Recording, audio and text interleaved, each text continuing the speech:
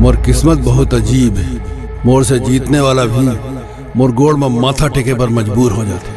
जय जोहार, जय छत्तीसगढ़। एक सवाल रही जो पिछले 3 साल से मोला बहुत परेशान करत रही कि हसजन पगली कब आई, हसजन पगली कब आई, हसजन पगली कब आई।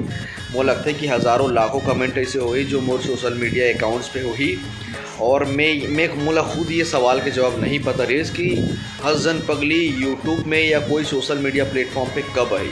मोला मोहब्बत हो गया।